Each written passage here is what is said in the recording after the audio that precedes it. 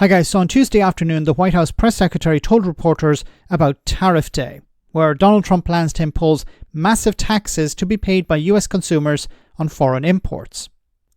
Trump and those around him have been sending out mixed messages as to the purpose of these tariffs, but one of the lines has been that the likes of Canada are taking advantage of the US while the EU is treating American imports unfairly. This is crap, but it's all about misleading the American public and finding someone else to blame when things go badly. Looking ahead to tomorrow, April 2nd, 2025, will go down as one of the most important days in modern American history. Our country has been one of the most open economies in the world, and we have the consumer base hands down, the best consumer base. But too many foreign countries have their markets closed to our exports. This is fundamentally unfair. No, it's not unfair. I've mentioned this before. Certain goods cannot be imported from the United States into the European Union, into the single market, because it doesn't meet European standards. For the same reason that certain goods cannot be imported into the US because they don't reach US standards. There's also a lack of a market for certain US goods. For example, these large trucks that you see on TV, there's not much of a demand in Europe for these vehicles. Now, you do see them on the roads, but they're in very short supply because they don't match the requirements of most consumers in Europe. So Europeans prefer a different type of vehicle. That's why they're not importing huge amounts of these vehicles from the US. Donald Trump and the people around him try to sell this as, well, they're trying to block our imports.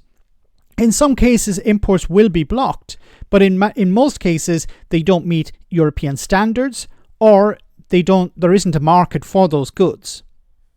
The lack of reciprocity contributes to our large and persistent annual trade deficit that's gutted our industries and hollowed out key workforces. But those days of America, beginning tomorrow, being ripped off are over. It's not about being ripped off, or it's not about a trade surplus. When they talk about a trade surplus, they try to sell it as a negative. But American consumers are demanding products from all over the world. These products are not being manufactured in the US, and they still want these products, so they have to be imported. That's the reality of trade. It's so ironic that Donald Trump presented himself as somebody who loves trade in his first administration, and now he's anti-trade. American workers and businesses will be put first under President Trump. No, they will not. This is an administration and a Republican Party that's anti-trade union. They keep talking about workers. No. Certain businesses will benefit from this. Some people will make huge amounts of money from this, but your average worker is not going to be better off. As he promised on the campaign trail. The president's historic action tomorrow will improve American competitiveness in every area of industry, reduce our massive trade deficits, and ultimately protect our economic and national security. No, it won't. This is going to drive up prices in the short and medium term, because it's not going to be possible in all cases to bring manufacturing back to the US. There will be some manufacturing returning to the United States, but it's going to be extremely expensive for these businesses to relocate.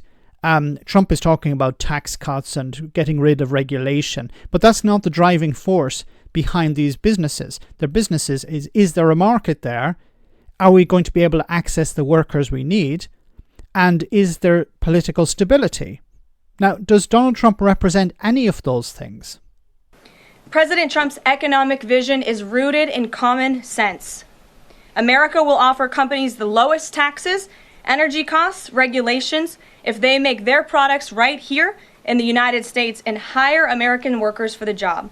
It's simple. Of course it's simple, because the right love simple solutions to complex problems. As I said, some businesses will relocate. Some businesses have already relocated.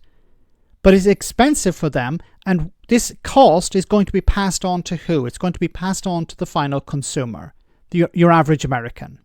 If you make your product in America, you will pay no tariffs.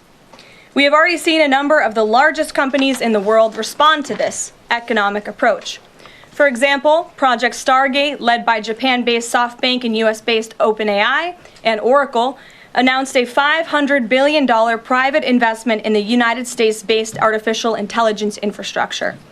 Apple announced a $500 billion investment in U.S. manufacturing and training. NVIDIA announced it will invest hundreds of billions of dollars over the next 4 years in U.S.-based manufacturing. These are all tech companies. These are not companies and AI companies. These are not going to generate huge amounts of jobs. They are going to create jobs. They're going to be high-paid jobs, but it's not going to be jobs for your average person.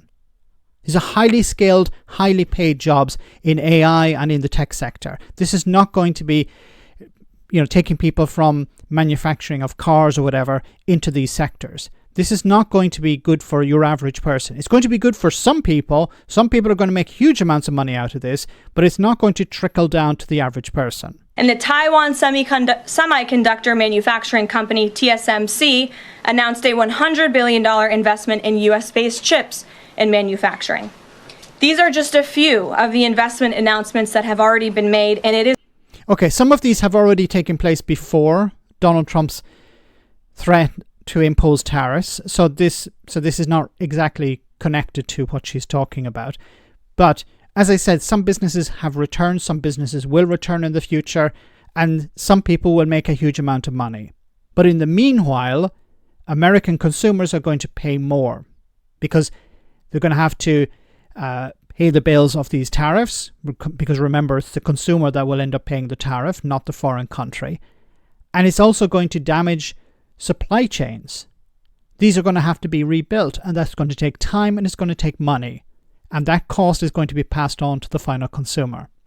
So Donald Trump and his administration are going to do a bit of a victory lap over the next number of days and weeks, claiming that they have succeeded. But we'll have to wait and see if this actually turns out to be a positive or a massive negative for the American public and consumers around the world, of course. Let me know in the comment section, guys, what you think, and thanks for watching.